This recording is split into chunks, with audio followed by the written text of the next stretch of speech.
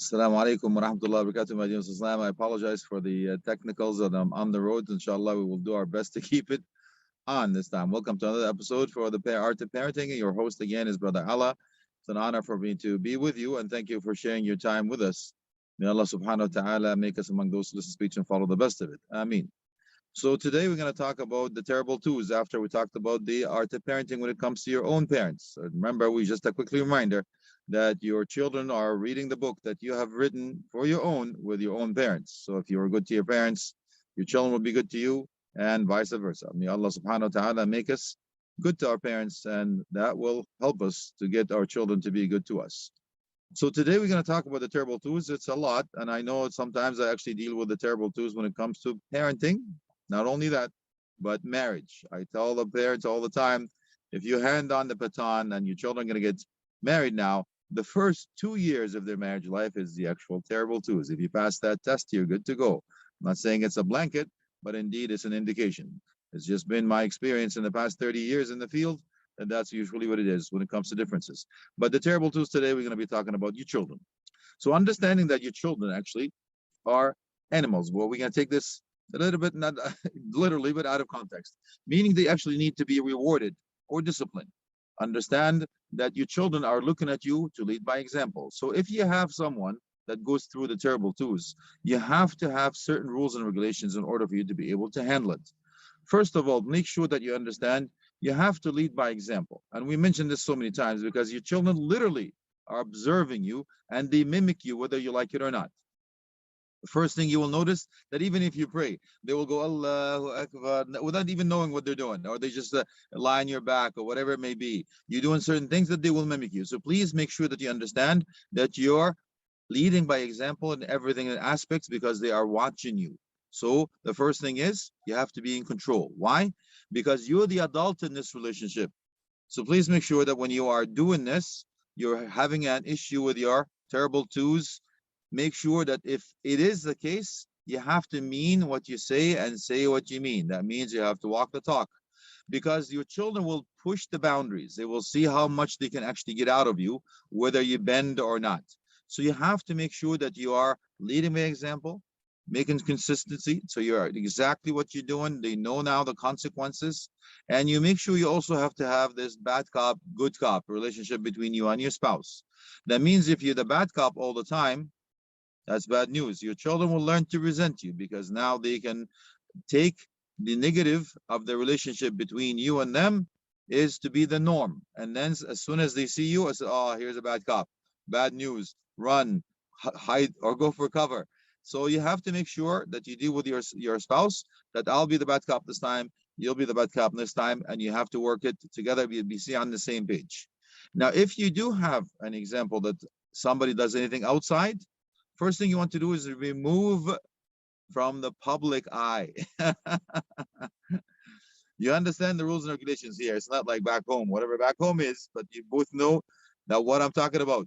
We can do whatever we want or do this. Anything goes. But here there are rules and regulations. Believe it or not, it's actually Islamic. Understand? So it's extremely important for you to make sure that you don't get yourself in trouble, even though that people do allow you to do certain things. You know, as long as you're within the limits of the law, you're good to go. But you need to make sure that you're removed from the eye of the public. Why? Because they're going to use that against you, and they already know that you cannot do anything yourself. So you need to make sure that you understand you do not reward them or feed what they're actually trying to do. For example, if they wanted to pull a fast one on you in public, it says, you know what? Can I have this? Can I have this? You know, I need the chocolate. I want the chocolate. I want the chocolate. And they start talking like this, you know, and all of a sudden you say, you know what? I actually wanted to give you something nice, but your behavior had now deprived you from what I wanted to give you. So you basically are turning the table on them. You wanted to do it, but it's your behavior, not you. Your behavior have actually derived you from that having the candy or the chocolate or whatever it is that they wanted, or the PS4, whatever it may be that they wanted. But now you give them an alternative. And if they do so, if they actually behave, you actually have to have a positive reinforcement. Because as I mentioned earlier, in the animal kingdom, they actually lead by that and they learn to associate anything to do with the behavior by the reward. So if you reward them after doing something that is good and beneficial, it has a mental uh, like a blank, in a way that it has like a stamp that you will always remember. If you do something like this, you're rewarded, and it becomes a habit after them. So that's what you're trying to do. You're trying to instill good habits for them, and there's consequences to pay. So remember, Allah subhanahu wa ta'ala tells us to do that in the Quran. If you do this, you go to heaven. May Allah make us among them, Ya Rabb, Ameen. And if you do this, you will go to hellfire. May Allah protect us from that. So make sure you understand that when you, whatever you do, there's consequences, but the consequences has to be measurable. You don't do something drastic for something doing that's minor. So if you ever want to reward him or grant him something, there's a consequence, a punishment, it has to be according to the crime or according to the good deed. So you're not going to do something major for them. We're doing something minor. Otherwise, they lose it. Otherwise, if you lose all the time and you scream all the time and you do everything that is like a way out, then it becomes nothing anymore. If you scream, it doesn't mean anything. So please make sure you understand that this is the consequences that you do. Reward them for the good and discipline them from the bad. And that's the case. So please also remember that when you are disciplining your children, you're not allowed to raise your hand above your shoulder, believe it or not. And you're not supposed to hit the same place twice. You're not allowed to hit the face or private parts or call names. And you cannot see the armpit because that would be too high. And if they say, "A'udhu billahi minash shaitanir rajim," you have to stop. You know, and this, if they know that trick, you know, "A'udhu billahi minkum," or anything like that, to seek protection of Allah from you, have to stop. But don't tell them that, because they will say that every time you come to them. So please understand that this is exactly what we're supposed to do. Now, please remember, if you are in public, remember you're going to remove them from the public eye. You are going to now to take something away from them. You know what? Because of what you did, because of what you said, now this has been taken away from you. If you want to get it back, here's what you have to do. So give them a way out. So by doing that, you turn a negative into a positive. So you turn any situation that is negative into an educational form. So here's what you do. You talk to them, you show them, and you give them a chance to redeem themselves. And if you do, you reward them. So I want you to have a chart in your home for all of your children. And this is, if you do this, you get X amount of stars. If you do this, I'll take away some of the stars. By the end of the week, you count the stars. For every star, you give them like 25 cents or whatever it is that you agree with your spouse. And in the end, they can actually get something. And you put a goal. What do you want? What's your goal? I want a PS4. Okay, it will cost you 12,000, for example, stars. And whatever it is, how many weeks that you have to work for, in order for you to do this, you will be rewarded, and so on and so forth. And that's one way they can do an accountable. So what you want to do is actually give them some chores.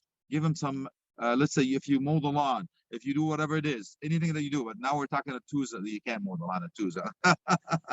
All I'm trying to tell you is give them something that they will do to be rewarded for, and it will be taken away from them if you're not. So the terrible tools are a very fine, intricate way. So please note that you will go through it, but remember, you have to, as I said, be consistent. Don't give in, because they will push the boundaries. And if they know that you mean what you say and you say what you mean, it will carry you weight. But if you give in, they will push the boundaries over and over and over again. And they know now that you're made of clay. They can mold you now. They become your parent, not the other way around. So please make sure you understand. So let's recap quickly what we talked about now. First thing we said, you have to lead by example, because they absorb you. And they also, in the animal kingdom, they're going to be rewarded for their behavior. So it's positive reinforcement. Delegate responsibilities to them. You're going to be rewarded for the good deeds, disciplined for the bad deeds. You take them on the alternative. You know what? I want this. I wanted to give you that, but your behavior deprived you of what you wanted. And the Excel sheet with a reward system with the stars, they can get them whatever it is that they want, but they have to earn it. They will lose it accordingly, or they will gain it accordingly. And make sure you understand that behavior is different than the human being. So whatever happens for a reason. And oh my God, I'm going too dark here because my wife is taking me on the road. There you go. Let there be light. I see the light. Okay, I'm sorry. Well, I have to do something because I have another appointment to go to, but it's the time. So we have to do what we have to do. So we'll take you on the road with me. I'm not driving. Okay? My wife is driving. I'm not going to show you, but all right. Look, hands are here, and the other hand is here. So, okay. So Alhamdulillah, may Allah protect you. May Allah subhanahu wa ta'ala raise your children righteously. And now you have an idea of how to handle the terrible twos. May Allah subhanahu wa ta'ala raise your children in the best manner possible. And they will make you proud, not just in the outdoors, but the indoors. And finally, in the hereafter. May Allah subhanahu wa ta'ala bless you for your time. Jazakumullah khairan for having me in your homes. May Allah subhanahu wa ta'ala, as He gathers in this dunya together with the Prophet Muhammad sallallahu alaihi wasallam, and make our children to be a belief for us, not against us. Ameen. Wa akhir da'wana. Alhamdulillahi rabbil alameen. Wa sallallahu ala alihi wa sahbihi wa tabi'in. Jazakumullah khairan. Wassalamu alaikum wa rahmatullahi wa barakatuh.